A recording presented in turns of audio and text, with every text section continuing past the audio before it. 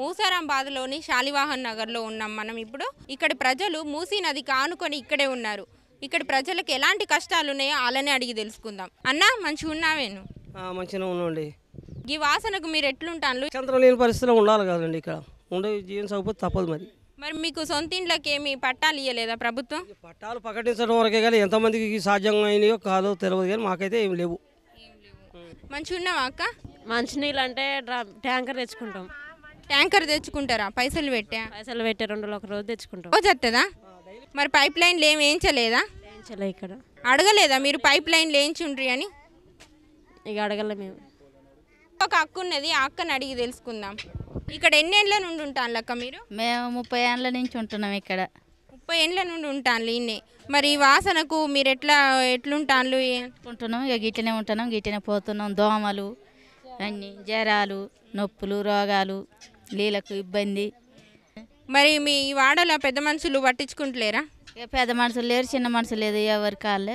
అడగలేదా వాళ్ళను? మాకు నీళ్ళు ఉంటలేవు, దోమలు వస్తాయి, ఏం సంగతి? ఉన్నాం, చేస్తూనే ఉన్నాం. ఏది అడిగినా కానీ, ఎన్నిసార్లు అడిగినా కానీ ఏది కావట్లేదు, ఏది పోవట్లేదు. ఇక్కడ ఒక అక్క ఉన్నది, గా అక్కని అడిగి ఏం సమస్యలు ఉన్నాయో తెలుసుకుందాం. ఈడ ఎన్నేళ్ళని ఉంటుంటాను అక్క? 30 ఏళ్ళు అవుతుందా? మరి ఇక్కడ దోమలు ఇట్లా బాగా ఉన్నట్టున్నాయి కదా, బాగా గుడతాయి. దోమలు చాలా ఉన్నాయి. మా దోమలకు జ్వరాలు వస్తాయి, జలుబులు అయితే పిల్లలకు కూడా జ్వరాలు వస్తాయి. మరి మంచినీళ్ళు ఏ నుండి తెచ్చుకుంటాను? మంచినీళ్ళు ట్యాంకర్ వస్తుంది, ఒక రోజు తప్పించి ఒక రోజు వస్తుంది. రోజు తప్పించి రోజు వస్తుందా? మరి సరిపోతాయా నీళ్ళు? చాలా. కరెంట్ ఉంటుందా? మరి కరెంట్ ఉన్నది కానీ మీ మీటర్లు లేని వాళ్ళు చాలా మంది ఉన్నారు. కరెంటు కూడా ప్రాబ్లమే ఇక్కడ. కరెంటు కూడా ప్రాబ్లమే అంటావు. మరి ఎట్లా మీకు రోజు కరెంటు లేకపోతే ఎట్లా గడుస్తుంది? కరెంట్ లేకపోతే దోమ తెర దీపాలు పెట్టుకుని చాలా ఇబ్బందులు ఉంటున్నాం. ఇప్పటి వరకు కొంతమందిని అడిగి తెలుసుకున్నాం. ఇక్కడ ఇంకొక కొంతమంది ఉన్నారు, వాళ్ళని అడిగి తెలుసుకుందాము. అక్క ఈ ఇల్లు మీదేనా? ఇది అమ్మ గుడిసె, ఇది మాది. ఇగో ఇట్లా ఈ భయంకరంగా బతుకుతున్నాం. ఇగో ఇది ముసినాది, ఇట్లా పాములు తేళ్ళు, మాకు కరెంటు లేదు, ఇల్లు లేదు, స్థలం లేదు.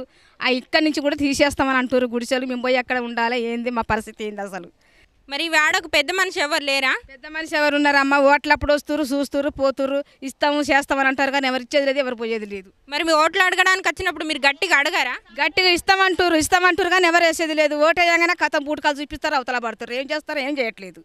ఇవి కూడా తీసేస్తాం, ఇవి కూడా బీక్కొని వెళ్ళిపోవాలని మాట్లాడుతుర్రు. మరి ఎక్కడికి పోతారు? ఏం సంగతి? వాళ్ళని అడిగిండ్లా? మేము ఏడి పోవాలి, ఏడు ఉండాలి, ఉన్న ప్లేస్లో ఖాళీ చేయమంటాను, గిట్లయితే ఎట్లా అని అడిగిండ్లా? మరి ఇప్పుడు 25 ఏళ్ళ కంచి వచ్చి ఇక్కడనే ఉంటున్నామమ్మా. మా పరిస్థితి, మా బాధలు అయితే ఎవరైనా మమ్మల్ని ఇచ్చేస్తలేరు. మరి మా పరిస్థితి ఇట్లా ఉంది, ఎవరు పట్టించుకుంటలేరు.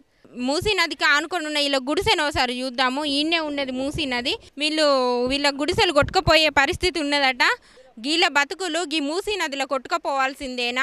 వీళ్ళ దగ్గరికి ఓట్లు అడిగి ఆ ఓట్లతోటి గెలిచి పదవిలలో కూసున్నోళ్ళు వీళ్ళని పట్టించుకునే పరిస్థితి లేదు. కొన్ని డ్రమ్ములు ఉన్నాయి, గిన్నె నీళ్లు పడతాను. మున్సిపాలిటీ వాళ్ళు ఈడికొచ్చి ఈ ట్యాంకర్లు తెప్పించి ఈ డ్రమ్లలో నీళ్లు పడతాను. ఇవే తాగే నీళ్ళు, ఉప్పు నీళ్ళట. మరి తాగటానికి ఇవే, వాడుకోవడానికి ఇవే. మరి ఇటువంటి నీళ్ళు వీళ్ళు తాగితే వీళ్ళ ఆరోగ్యాలు ఏం కావాలి? ఇక్కడ ఒక అమ్మ ఉన్నది, ఈ అమ్మని అడిగి తెలుసుకుందాము. నీళ్ళు ఎన్ని రోజులు వాడుకుంటారమ్మా? ఈ నీళ్ళు 2 రోజులు వాడుకుంటాం మేడం. మాకు నీళ్ళు వాడుకుంటానికి ట్యాంకర్ వస్తుంది గవర్నమెంట్ నుంచి వెళ్ళి. 6 బిందెల దాకా దొరుకుతాయి, అంతకంటే ఎక్కువ ఏం దొరకాయి. తాగటానికి 2 బిందెలు, పట్టుకోవడానికి ఒక 6 బిందెలు, అంతే. అంతకంటే ఎక్కువ ఏం దొరకాయి మేడం. ఇయే 2-3 రోజుల దాకా వాడుకొని చేసుకోవాలి. 6 బిందెలు 2-3 రోజుల దాకా వాడుకోవన్నా? అయ్యో, మరి స్నానాలకి, మంచినీళ్ళకి ఇవన్నీ ఎట్లా? 2 రోజులు. ఇక ఇవే సాయానికి, బట్టలకు, అన్నిటికీ ఇవే తాగుతానికి కూడా అన్నీ. మీ పెద్ద మనుషులు ఎవరు లేరా? అడగరా వాళ్ళని? వాళ్ళు అడుగుతారు కానీ అంతే పంపిస్తారు మేడం. అమ్మ గిదేనా మీ ఇల్లు? ఇదే అమ్మ మా ఇల్లు. గింత చిన్న రూమ్లో రేకులలో గిట్లనే ఉంటాను. ఇట్లనే ఉంటున్నాం. మా ఇంటికి కూడా ఒకనాడు పాము వచ్చింది, చంపేసినాం కూడా. మా చిన్న పిల్లలు ఉన్నారు, దోమలు వస్తున్నాయి. మాకు అసలు కరెంటు కూడా లేదు, మీటర్లు లేవు, కరెంటు లేవు. మరి మీకు కరెంటు అప్లికేషన్లు ఏం పెట్టుకోలేదా? అప్లికేషన్ ఇచ్చినాం కానీ మేడం పట్టించుకుంటలేరా? మరి మీరు ఎట్లా ఓటేస్తాను? ఓటు ఇంకా స్టార్ట్ కాలే కదా మేడం, వస్తారు కదా, అప్పుడు అడగొచ్చు అని కూకున్నాం. ఓట్లు అడగడానికి వచ్చినప్పుడు వాళ్ళని నిలదీసి ఖచ్చితంగా మీ మీటర్లను పెట్టించుకుంటామని చెప్తుండ్రు. అక్క మంచిగా ఉన్నావా అక్క? పొద్దున్న లేసే ముషి వాసన మాకు, మా పిల్లలకు. మేము తట్టుకుంటాం కానీ చెప్పి చిన్న పిల్లలు కదా, వాళ్ళకు సర్దులు, జ్వరాలు, రోగాలు చాలా ఖరాబుగా ఉన్నారు పిల్లలు. మరి ఇక్కడ హాస్పిటల్ ఏం లేవా? చూస్తలేరా? మా హాస్పిటల్లో ఉన్నా కూడా ఎవరు అంత పట్టించుకోరు. హాస్పిటల్లో కూడా ఇచ్చిన మందులే ఇస్తారు, ఇచ్చిన టానికలే ఇస్తారు. ఏమన్నా అంటేనేమో మా మీద వాళ్ళు రుబాబు చూపిస్తారు. ఆరోగ్యం మంచిగా లేని పరిస్థితిలో కూడా ఇలా ఆదుకునే నాదుడే లేదని ఈ అమ్మ మొరబెట్టుకుంటాంది. గుడిసెలు ఉన్నాయి, ఈ గుడిసెలల్లో ఎవరు ఎట్లున్నారో ఒకసారి వాళ్ళని అడిగి తెలుసుకుందాము. మంచిగా ఉన్నావమ్మ? ఈ చిన్న చిన్న పిల్లలు వేసుకొని రేతిర్ల మీద చలికి దోమలకు ఈగలకు పాములు తేళ్ళు అన్నీ వస్తున్నాయి. మమ్మల్ని పట్టించుకునేటోళ్ళే లేరు అసలు ఏమైనా. ఎంతమంది పిల్లలమ్మ నీకు? నాకు 3 మేడం పిల్లలు, 2 బాబులు 1 పాప. 2 బాబులు 1 పాప. మరి వాళ్ళు బడి పంపిస్తాను లేదా? బాబు పనికి వెళ్తాడు, చిన్న బాబు బడికి పోతాడు. చిన్న బాబు బడికి పోతాడు. పాప?